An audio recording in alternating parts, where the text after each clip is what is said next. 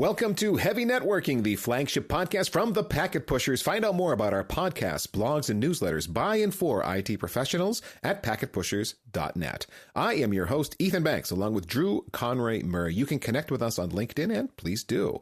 On today's show, we discuss SD-WAN and SASE use cases with sponsor Palo Alto Networks. If you've not made the leap from traditional wide area networking to SD-WAN, or perhaps you're thinking about adding security services to your SD-WAN infrastructure, this is a good episode for you. Our guest today is Rajesh Kari, Senior Product Marketing Manager at Palo Alto Networks. Rajesh works with Palo customers and knows how different customers have integrated the Palo SD-WAN and SASE solutions into their networks. Rajesh, welcome to Heavy Networking, and I think that we got to establish here, we're talking about SD-WAN and SASE and this concept of like next generation SD-WAN, as if we had a version 1 and now we're kind of working to a version 2, and there's been a driver behind this. We're going to talk through a bunch of Palo Alto Networks customer use cases today, and there's this driver of change. So if the early driver for SD-WAN adoption, it was that shift away from private MPLS and onto broadband or LTE and 5G, there's new drivers now that are moving wide area networks to this second version, this next generation of SD-WAN. Is that fair to say? That is correct. So expanding your WAN connectivity from MPLS to more modern networks has been a thing of past. Now there are new use cases. Partly because of the pandemic, the hybrid work environment, the increased SaaS adoption, and also the threat landscape that is expanding on a daily basis. Everything that needs to be captured and addressed as part of an SD-WAN solution. Okay. Now, you said the threat landscape, and you mentioned other connectivity issues. It's that anyone needs to connect to anything from anywhere problem, as I describe it, because no matter where you're at, you need to be able to get to that thing securely, whether it's sitting in your on-prem data center or up in the cloud, or it's a SaaS service, whatever it is. You've got to be able to solve that problem. And then the threat landscape, which is, man, you were not kidding about that. Now the threats are the point of entry and the service attack. The point of entry and your attack surface now has just multiplied by.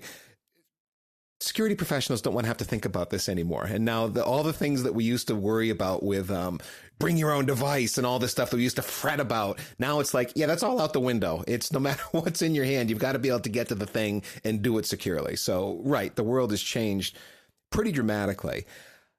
For our customer use cases today, let's set this up by talking about a number of different industries and how their business requirements have changed. So we've got like retail, we've got healthcare, we've got financial, we've got manufacturing, where if connectivity was the problem before, now the problem is, as you've restated it, the new threat landscape, the altogether different connectivity challenges that we've got.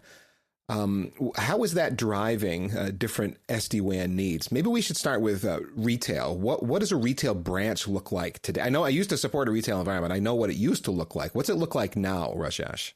In reality, the way people consume products and shop have really evolved. Thinking about it, right, I would go into a store, look into a product and just take it and walk home. That's no longer the case. Now we have curbside pickups, we have online ordering systems, which means there are more and more applications in play. And we also have this huge warehouses for retail where they have sophisticated IoT devices for monitoring, for tracking, for everyday operations. So the way consumers are leveraging retail has transformed. They want it to be digital first. They still want to be shopping or consuming from wherever they are on whatever devices they need. And then the retail business itself, they have these new use cases of IoT appliances in their warehouses or in their branches, which tries to automate a lot of everyday operations.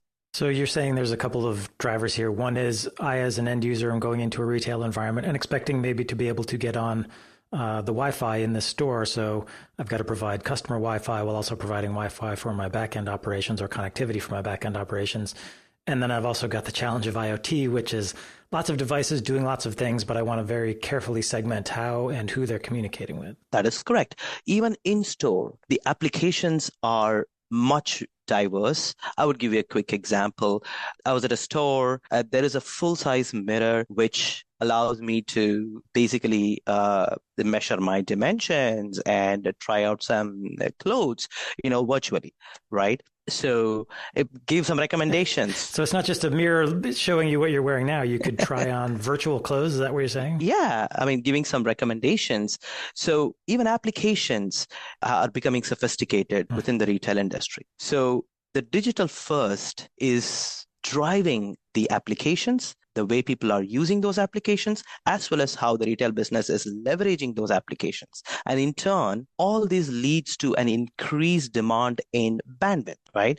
And also, as you said, we have all these IoT appliances, new applications, which exposes to new security threats, increasing the threat landscape. So they are looking for, or they need a best of breed security integrated into their solutions, into their SD-WAN solutions. Best of breed. We're going to talk about that a bit later, but I want to talk about healthcare now. If that's how retail is changing with these new customer interactions, IoT being added, and so on, what's different in the world of healthcare? I've supported some healthcare environments too, and they tend to lag, not lead, when it comes to technology deployments. So healthcare really took a leap during the pandemic. When there was a need for vaccination, we saw a lot of pop-up clinics, a lot of usage of real-time applications like Zoom and MS Teams to have patient care done virtually.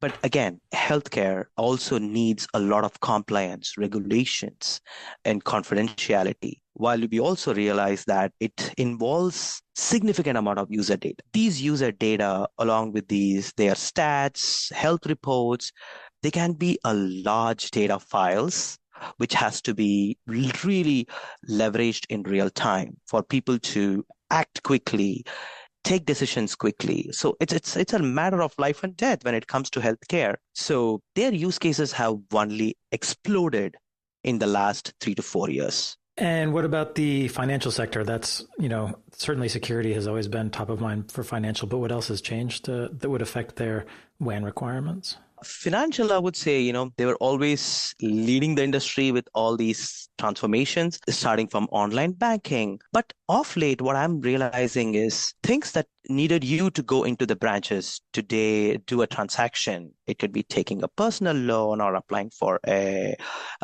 home loan or a sit-in with a specialist can be done virtually, right? And that also means there's a lot of confidential documents involved. You need signatures over DocuSigns. You need data files that have your personal data, like Social Security, being sent online, through emails. Mm-hmm. So security, of course, comes into the play, but also you have to understand that the challenges that has been provided to the financial industries over the past few years, they also have a considerable amount of IoT devices. They need to do transaction in a matter of seconds than in a matter of days. So everything has become faster, keeping in mind that customers need to get the best user experience. Yeah, it's interesting with financial that your ability to do all the things that you described becomes a differentiator. That is, you've got some banks that are still stuck in the past with their systems and the way they do their ops and the way they interact with their customers and what they're offering for services and how convenient it is to do business with them. Whether maybe you can't do some things digitally, you still have to go into a branch to authorize a transaction of some sort. If you're unable to do it digitally and securely, you're losing business because you're not offering those services. So it's not just, that's what all financials are doing. It's that the ones that are doing it are growing. They're getting more customers and more clients because of their competition that can't do it. That's true. So customers are looking to do their end-to-end transaction virtually at the comfort of their home with the assurance that their data is protected. At the same time, we also use machines like ATM, which needs consistent connectivity. So financial has always led with this WAN connectivity. They have leveraged 5G extensively for all their ATMs, but also with the new reality, they want to make the user experience the #1 priority.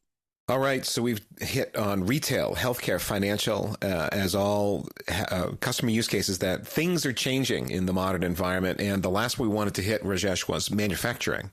Yep. So manufacturing and industrial is something which comes to anyone when talking about SD-WAN as an afterthought. But in reality, let's face it, manufacturing industries have large warehouses. They are also distributed. They are also located in remote locations, right?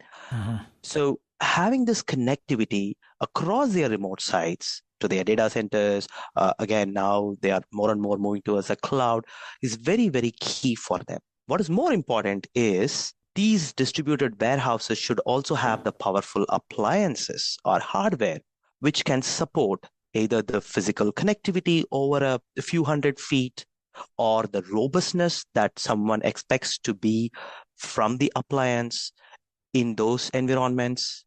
At the same time, they also have a lot of IoT devices, whether they have to monitor their physical security or they have to take care of their inventory. So they have been on par with the retail industry to take advantage of the IoT to simplify their everyday operations. Yeah, I live in Pennsylvania, and it's you drive from one end of the state to the other, and sometimes you're in the middle of nowhere and you see this giant warehouse, then there's nothing else around, and you're like, they need an internet connection, but how are they getting that? And maybe there's a provider somewhere, but maybe they're using LTE, maybe they're using satellite, and SD-WAN allows them to, take advantage of whatever link they can get. That's right. So their challenges are also more towards operational complexity. They have, whichever manufacturing customer that I've worked with, they have a smaller IT team who are responsible for managing these distributed networks. As you said, they are in remote locations, ensuring they have the WAN connectivity, at the same time gaining visibility, right? It becomes a number one challenge for them. And I think SD-WAN is a great solution when it comes to their day-to-day operations. All right, Rajesh, let's move to the next part of the conversation. We've been talking about how different industries have changed as a result of the pandemic and where data is located now and what that demands of their wide area networks. Let's focus on some specific customer use cases, explaining how the next generation of SD-WAN has impacted them. And we got 4 stories here from different industries. We're going to cover retail, healthcare, finance, and manufacturing, just like you were describing at the top of the show here, how those have changed. And you, as a Palo Alto Networks, have been working with folks in these areas and can explain exactly how implementing SD-WAN and SASE next generation solutions has improved things for them. And first up, we do have a retail story you wanted to tell. Yeah, starting with the retail industry, we had this customer, AutoNation, who is globally distributed, had 20,000 employees. They had remote locations as well. When they started their journey, the challenges were they had a traditional MPLS network, but they were moving more and more towards applications that were on the SaaS and the cloud. The realization that these applications needed more bandwidth was immediate. But unfortunately, with their existing infrastructure, both their IT team as well as their customers were really struggling. When I say struggling, let me give an example of how they manage their customer interactions. So a customer walks into one of their retail locations. They want to either do a purchase or they want to log in a service ticket. So they use a very critical applications. When things are lagging in that application because of poor WAN connectivity, it really impacts both their business as well as customer experience. So they were quick to understand this challenge and they moved to SD-WAN solution. And when they moved to SD-WAN solution from Palo Alto Networks, first they wanted to see what was the reality. The minute they turned on our SD-WAN solution, Prisma SD-WAN, in their environments, they found where the delay was. It was predominantly from their MPLS networks. Now they got their solution. They immediately added on public links like broadband, 5G. Now they not just added bandwidth, now they were also able to send these application traffic directly. So now the delays were eliminated, the WAN consumption was met, and at the end of it, they could entirely remove their MPLS network, save almost 25% of the telco costs, and still deliver better user experience. Yeah, that's a familiar story in that when you're doing a private MPLS network, you tend to have to cut back on bandwidth just because of the cost of it. What the telco is charging you for a private circuit is pretty spendy. And so you save money by just, well, I can't afford the amount of bandwidth I'd really like to have, so I'm going to get whatever bandwidth you can afford. And you end up with this underperforming network. Plus, and this is it sounds like me, I want you to drill into this for me, Rajesh, but oftentimes there's delays inside of the MPLS network, the service provider network itself. This is a story we've heard from a number of folks that have switched over to SD-WAN, where they got the visibility into what was actually happening within their service provider network that they were paying dearly for, and found out, man, this thing is just underperforming. There's congestion points. This thing isn't doing very well. And then switching over to broadband turned out to be actually a better experience unexpectedly. There's more bandwidth, and the internet is not... we used to joke back in the day, like, internet's best effort, good luck, man. And in fact, there's so much bandwidth there, and it's so reliable because so many people depend on it that it's very robustly architected. You're not getting like this improved level of service going with private MPLS by and large. And so the thing I want you to drill into, Rajesh, is you said they turned up Prisma SD-WAN and they figured out, the delay where we're having the problem is within our private MPLS network. They got some kind of visibility into that. They were able to see what was going on that was wrong? Yeah, they were able to immediately identify where the performance delays were caused from. But then now they could immediately switch on to another broadband connection and also 5G to augment it. So they increased their WAN bandwidth tenfold, right? And in the due course, they were able to rip and replace all their MPLS circuits. Now, one more thing that I want to point out with this customer is resiliency was very important to them because they wanted that uninterrupted connectivity. But let's face it, every connection, there could be outages. There could be performance degradations. One thing that they really found differentiating from Prisma SD-WAN is our fail-to-wire connectivity. What is a fail-to-wire connectivity? Like in a typical traditional router, you can have more than one connectivity for backup, right? There'll be two devices connecting to two different WAN networks.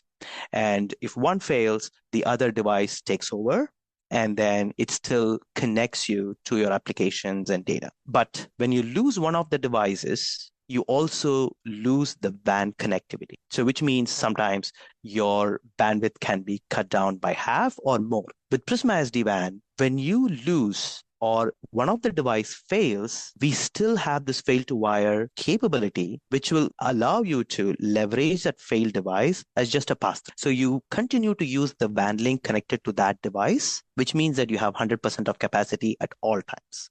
So this customer not just got the bandwidth availability at all times, but even during failures, which obviously could happen at any cases, right? And again, on top of that, when there is a performance degradation on one of the WAN carriers, obviously we provide them the switch flows, we do failovers.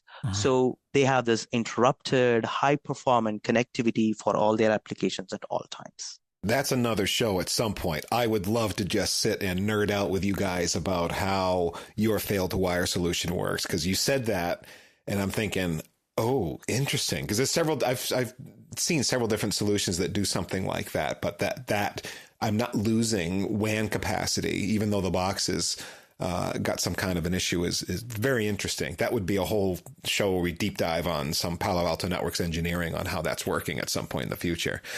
That would be cool. That would be a cool discussion, Rajesh. Yeah, absolutely. So that was your retail. You mentioned your retail customers. They've got a very resilient network. They were able to shut down their private MPLS network entirely, and now they're completely on a mix of broadband and 5G LTE circuits. And they ended up with something that's much better performing than it was before. So now healthcare. Do you have a customer use case story for us there? Yeah. With our healthcare case study, it's all about saving lives. Honestly, when this customer reached out to us a couple of years back, they had like 400 plus clinics, but they also had all these pop-up clinics, which they really wanted to bring up at speed. But now the reality is they have continued that even for their awareness program. So imagine during the pandemic, we had this regulations where there needs to be pop-up clinics where nobody is getting exposed. But now the same trend continues for awareness, for other vaccination programs, any of the drive-by kind of solutions for healthcare as well. So they had these use cases, plus they were more and more catering to their patients using virtual platforms or UCaaS applications. They wanted to be compliant, regulatory, as well as secure. At the same time, they wanted to have the best performance. They didn't want any kind of misinformation during these sessions. And when you say UCaaS, you're talking about essentially telemedicine, like instead of a patient having to go to a physical location, they can speak to a doctor or a healthcare provider essentially over the internet. Okay. Yeah. So that does have to be high performing and secure for sure. Exactly. So sitting at their own comfort of their home, they're able to talk to their trusted physician and then figure out the next steps. It could be, more visits to the facility or the nearby clinics, or just continuing the same virtual platform conversation. But the reality is they had these 400 clinics, they had these pop-up locations, but they also had 6 major hospitals, which was catering to all medical needs, hospitalizations, surgeries, inpatient and outpatient procedures. So those facilities were equipped with top of the line medical appliances. Many of them were IoT as well. So now they have to secure all these applications, including IoT and the user data. So they had these unique use cases, which I don't think it's unique for healthcare in general, but they had these use cases which really mattered for the safety as well as to provide the best medical services to their patients in a very trusted way. It seems like with healthcare, the stakes are higher, particularly around, well, 2 things: user experience. If I go to a retail store and it takes a couple extra seconds for them to look something up, okay, that's fine. But I don't want that happening when I'm at the doctor. And then, of course, you're dealing with medical records, which are very sensitive. There's lots of compliance rules, regulations, requirements that these locations have to meet. So that's a tall order. That's correct. So when patients are at a clinic or at a pop-up locations or even at the hospitals, their data, typically their entire medical records, are huge files, and they need to be either sent to the physician or stored in a location or need to access the cloud in real time at a very fast manner. There cannot be any delays. So user experience is definitely their number one priority. Yeah, we could be talking about large files, particularly I'm thinking like, medical imaging. That's a lot of data that needs to be transferred. That's correct. So if we move on from healthcare, then I know you have yet another customer use case, this one in the financial realm. Of course. So we talked about the financial challenges. People want to do their end-to-end transaction remotely, but at the same time, more and more financial institutions are also moving towards cloud. For the sake of confidentiality and compliance, it used to be very data-centric apps, but now if you see, a lot of apps have also moved towards SaaS and cloud. Yeah, it's funny when you set that up, you said people are moving to cloud and as a service for confidentiality reasons, which is such a change from what it was not all that long ago. Like, we can't trust the cloud. Wait, turns out we can trust the cloud better than we can trust ourselves, because half the time we don't know what we're doing as well as the guys that operate the cloud data centers do. So it's not such a bad thing. So yeah, I'm not surprised to hear you say that, Rajesh.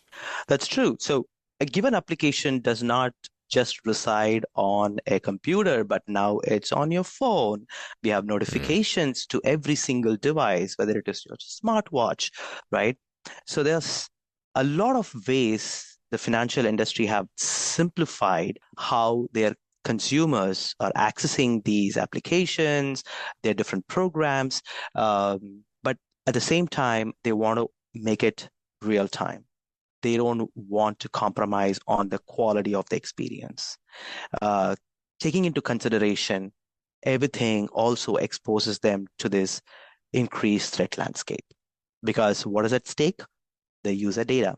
So security is also paramount for all our financial customers. But again, that being said, we don't want to miss out on the visibility. As I mentioned earlier, even a small transaction that you are trying to do on an ADM, if you're not able to get your cash out, that becomes a problem. If you're not able to close your wire transfer, and for some reason it fails, you have no clue whether the transaction went through. You want to redo the transaction. You want to call somebody for support. It raises a lot of questions in the customer minds, right? So we want that uninterrupted connectivity. At the same time, these financial institutions want to resolve all issues in a matter of minutes. So they need that visibility, end-to-end visibility. So in this case, I could see maybe a financial institution thinking, let's stick with MPLS because, it's more of a private circuit. I get dedicated bandwidth. I'm not comfortable with sending my customer traffic over the public internet. But is that the case with this customer? Did SD-WAN with its, encryption and security capabilities help them make the switch to public internet? They did have MPLS as their primary connectivity. Mm-hmm. A lot of things to do with having the confidentiality, just the security embedded as part of MPLS. Mm-hmm. But in the last few years have only exposed the problems of MPLS. They have bandwidth limitations. Right. They also have frequent outages. At the same time, that visibility part was missing for this customer. Because Prisma SD-WAN delivers app-level SLAs. So even when they moved from MPLS to a public internet, they could clearly see how their applications were performing, whether it is a SaaS-based or a cloud-based. So they could absolutely get deep insights on, is it my network issue, or is it an application issue, or is it a user access issue?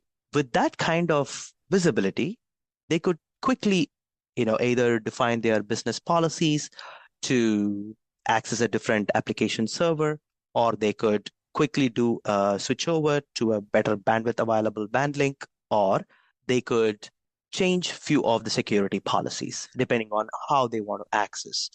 For instance, if they believe that certain applications needs to go through zero trust, they can obviously leverage our infrastructure with Prisma Access as well. So a ton of flexibility with Prisma SD-WAN and SASE.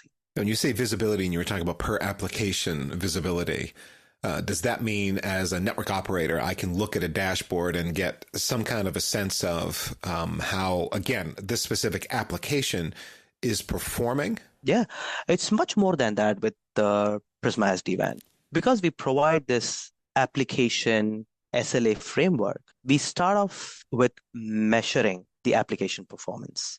And that all begins with the accurate identification and classification of apps. So those traditional apps are no longer in existence or not used that extensively. What the reality is, the SaaS applications are also a set of sub-applications, right? You have one parent application. It has a ton of different sub-applications catering to each need. It could be real time, it could be collaboration, it could be whiteboarding, or it could be a chat.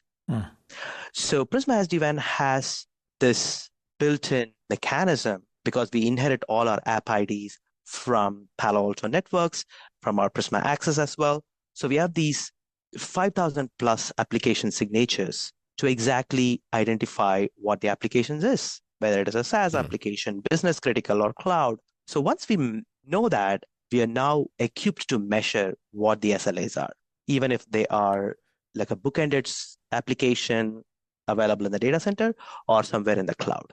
Because we do those measurements based on the application traffic itself. We don't always use synthetic traffic, but we passively listen to the application session and we say, this is what your transaction time was. You experienced so much transaction failures from this application server, or there was significant delays like latency and jitter from this SaaS application. So everything becomes measurement. But we don't stop there. But you said I could learn something from the user side too. Those were application centric measurements. But if it's the delay is actually on the user side, you can tell me that? Yes. Any branch user, you can absolutely point out where the issue starts, right? Whether at the user end or at the WAN connectivity or at the application itself. And also everything in between. We will come to that a little later.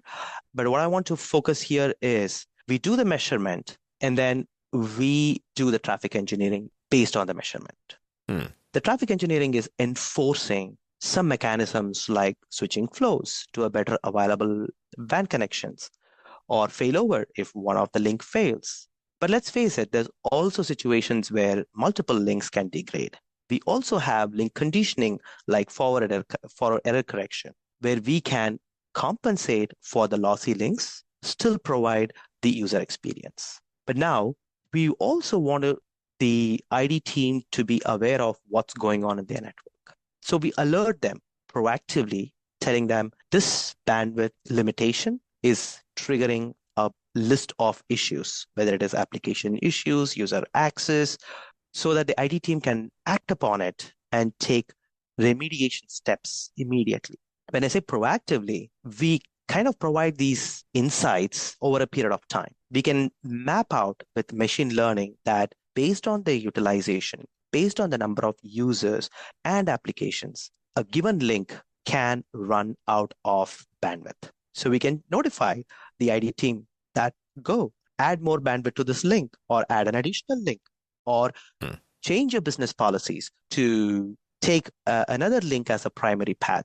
So a ton of flexibility we provide to the ID team proactively. And we also give them the remediation steps like, hey, this is what is happening. Now, this would be the best solution to avoid any kind of outages. So let's move on to our final use case. And so we've covered retail, healthcare, financial. We also want to talk about manufacturing. All right. So as I mentioned, any manufacturing or industrial customers I work with, the hash one concern for them is, I have this distributed infrastructure, but I have a very small ID team. Mm-hmm. I want the lights to be turned on. I want to understand what's happening in my environment. Intent is to simplify operations. So this customer, SA Recycling, was in a similar situation. They were in a traditional routing technology.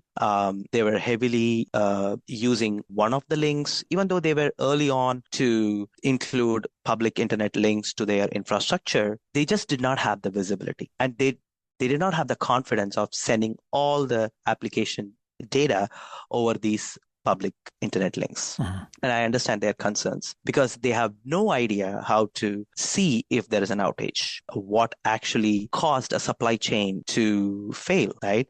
So it's very, very crucial for them to have this fast, secure, and reliable connections.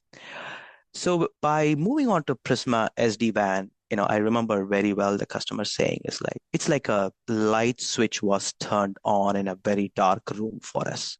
We did not know we had so many issues going in our infrastructure. Now, once the light was turned on for them, they could quickly take remediation steps. They increased their bandwidth. They added more links, but that's not it. Just like any manufacturing or industrial, they also had a need for real-time applications. They had to call their distributed centers to say, did this delivery come in? Has this been shipped or has this been processed? So any delays in those steps will significantly impact their productivity, cause loss in business. And also it's for the ID team, it's a big challenge because it bubbles up very quick when these kind of issues happen all the way to the CEO level. So it's more like a CXO conversation. It's like, how do I make the supply chain seamless and also secure my facilities, both with physical security as well as data?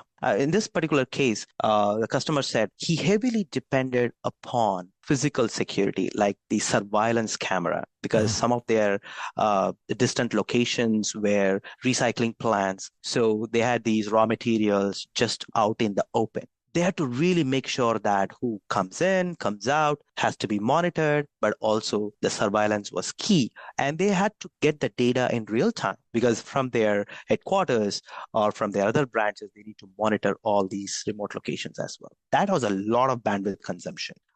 So at the end of the day, they had this physical security taken care of. They had this performance for their real-time application addressed. The last one, which really stuck with me, is they reduced the trouble tickets by 97%. That's huge for them. From a CXO conversation, this is what businesses are looking for in terms of ROI, in terms of moving forward with their roadmap and their strategies to the next infrastructure model. So this is hugely differentiating for the customer as well as for Prisma SD-WAN.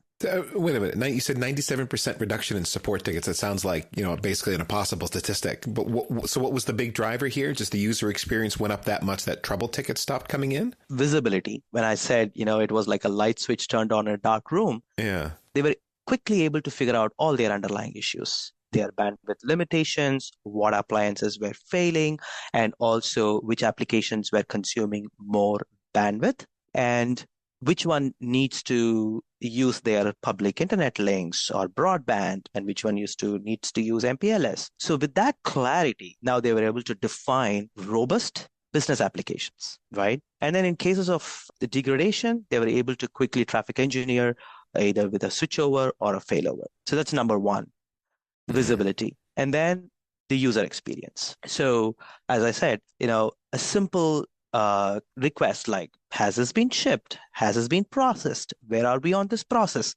So it was instantaneous. They could collaborate in real time. They could update the system, which was reflected across their enterprise instantly, right?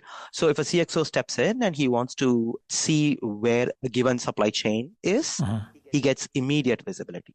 So those are the things that really contributed to this 97% reduction in trouble tickets. Yeah, the visibility allowed them to build an application architecture such that they were able to get the user experience right. And that's one of those things when a network engineer is asked to support a new application on the network and you go to the developer that's releasing this thing or whoever's buying a product and bringing it in-house. Okay, what do we need to support this? No one knows. No one ever knows. There's just no answers. And you end up having to figure it out in production. Well, how much bandwidth is this thing going to consume? Well, we don't know. It's going to depend on load. Maybe it peaks at certain times a month and maybe not, and so on.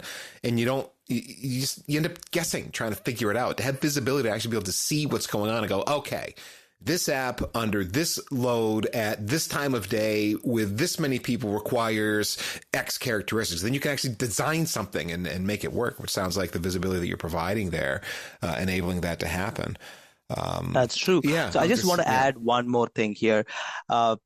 Just like many customers, they also had a fragmented solution. They had multiple interfaces to just isolate and resolve a single issue. Their IT team had to look at 5 different products, 5 different UIs, and then narrow down to one single issue, which also means they have to talk to 5 different support teams for each of those vendors, right? With Prisma SD-WAN, they eliminated all those challenges. They could get visibility with one UX, both for networking as well as security and also user experience. So whether it is their desktop support, which is trying to overcome or identify an issue, to their CXO, who is trying to see how his business is performing, his supply chain is delivering. It's all a single dashboard, and that solves a ton of issues for them. So, Rajesh, what you're describing there, what you're arguing against is best of breed. That is, a lot of security operations teams and just kind of security wisdom would suggest you don't put all your eggs in one security basket. You got to spread it out among different tools, and there's a variety of reasons why you might want to do that. But the point you're making here is, yeah, this customer had done that. They had 4 or 5 different tools that they were using, doing different things, but they had to look at 4 or 5 different tools whenever they were trying to figure out a problem. And the point you're making here is just confirm this for me, is that we had, as Palo Alto Networks, all of that functionality from those 4 or 5 tools in the one solution that they bought, the Prisma solution. And now it's much easier for them to resolve problems. They don't have to touch 4 or 5 different tools. It's all here for them in the one tool. That is correct. Yeah, even within the networking realm, traditionally, let's face it, you have this routers that you need to monitor, the WAN connectivities, even some of the LAN connections. But with Prisma SD-WAN, you also have this broad product portfolio, which allows you to connect multiple WAN connections like broadband, 5G, LTE, even MPLS. But also we have a lot of built-in LAN capabilities. When I say LAN capabilities, we have power over Ethernet, we have switching ports. So that makes it easier to monitor even some of the LAN connections, right? And on top of it, you have this application SLAs, application identification, and also this end-to-end visibility of where things have degraded in terms of performance. So within the branch, we have a lot of granular insights, which traditionally you need to look into 5 different monitoring tools, including the router's UI interface, which was poorly designed, by the way, to correlate and narrow down the issue. So where you are getting at is with Prisma, with Palo Alto Networks, we do much more than that, right? That's where the Prisma SASE conversation comes in. In reality, these days, the IT team is both the NOC and the SOC team integrated. That's how most of the CEOs and the CISOs want things to function. Why? Because they, again, want that collaboration and productivity to narrow down the issue, and they don't want people to be working in silos. That's exactly what we deliver with Prisma SASE. We eliminate all these fragmented solutions. We provide end-to-end visibility for the user, for the branches and applications, and we ensure how security is being enforced for all of them, whether it is a user or the applications or even devices. So Prisma SASE does it all and much more. All right, Rajesh. So we've got the understanding here of where you're coming from. You got the all-in-one security solution here, and in fact, you had a customer use case, their customer story, where they did exactly this and had some wins. Yeah. So let's see how traditionally the security infrastructure is being implemented. You have security apparatus, more than one tool available in the data centers. So all the data is being sent to the data center for the inspection and verifications. Now, if people want to directly access SaaS and cloud applications, which is predominantly the case, they have to implement the same security apparatus and the inspection mechanisms and the tools across each branch. It's just untenable and not viable for businesses. It's also very expensive. Let's also look at the other complexity. Now you are looking at 10 different tools and interfaces to troubleshoot one threat landscape and protect your infrastructure and users. This customer, Beam Suntory, eliminated all these challenges with Prisma SASE. They had Prisma SD-WAN at all their branch locations. Now they had Prisma Access as their security solution. What makes Prisma SASE work is Prisma SD-WAN natively integrates with Prisma Access. And the integration is designed so well that the Prisma SD-WAN knows which security POP to connect to reduce the latency and also provide the same zero trust for all applications, users, and devices. So you're saying instead of me having to build out a firewall, an IPS, a secure web gateway, and so on at each branch location, I can use Prisma SASE, which provides essentially cloud-based versions of these in different POPs all over the globe. And then I use the SD-WAN to direct the appropriate traffic to these SASE POPs to get the security controls I want without having to have that infrastructure at each branch. Exactly. So every single Prisma Access presence, or POPs, has all the capabilities: IPS, IDS, Firewall as a Service, SWG, CASB. So all the capabilities are available regardless of which POP you connect to. So Prisma SD-WAN connects to the closest proximity POPs and also in a very redundant fashion. So you have that low latency, high resilient connections to that zero trust infrastructure. You are guaranteed the best of breed security, also the best user experience. Now, to top it all, we have the visibility within the same console. When I say visibility, again, it's the branch locations to even your remote users, all the way to the applications and every single threat landscape. By using the same console, you can say which user is trying to access what applications, what is their user experience, where are the issues they might be hitting, and also any potential threats that has been identified, blocked, alerted. So imagine from an IT team as an infrastructure manager, this is exactly what I'm looking for. Not just ensuring that the access was provided, but ensuring the access is provided with the zero trust. And when I say zero trust, we just don't do zero trust like many other vendors. We provide continuous trust verification and inspection. Even though we have trusted or identified a user and an application, doesn't mean that we are just going to allow all their future transactions.